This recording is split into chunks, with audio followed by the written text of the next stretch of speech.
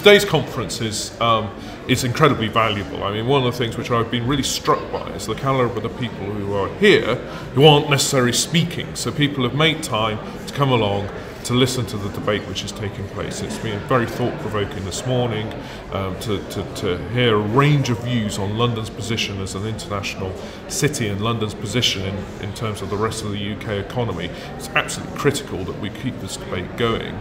Well, I know, I can speak from personal experience, that hearing about the issues that face London government and the people of London are very similar to New York's issues, and we see how London's trying to solve them, and that gives us different options for what New York might consider and how to solve our problems. Are we a city that can come together like we saw in the Olympics, or that other vision of a city that we saw in the riots?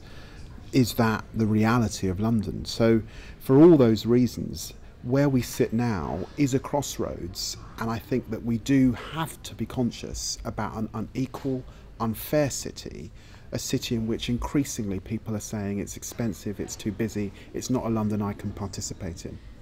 I've seen the improvement. Last year was good, this year is much better. You see the speaker lineup. But I like the idea of these ideas being discussed publicly. I think London is one of the engines of Europe, not just this country. So to have these ideas hashed out in London is a very useful thing. It's a great arena to figure out what we're going to do next. I think it's really important that people come together to focus on the key challenges facing London as well as the big opportunities. London is the backbone of the British economy. We need to make sure that we can generate growth and jobs. Gatherings like this are going to be important in identifying the priorities and keeping the pressure on the agencies that should be working to ensure that we do have jobs and growth in London.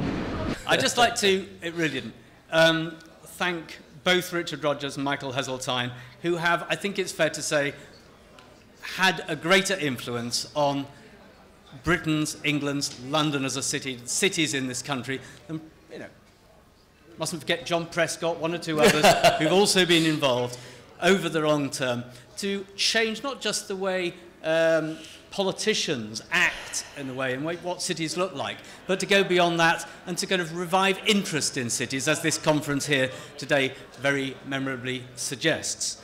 So now is the time, because cities are so important to our economy, because urban concentration and clustering is so key, now is the time to make the case for cities, not as centers of pathology and poverty, but centers of opportunity and advantage.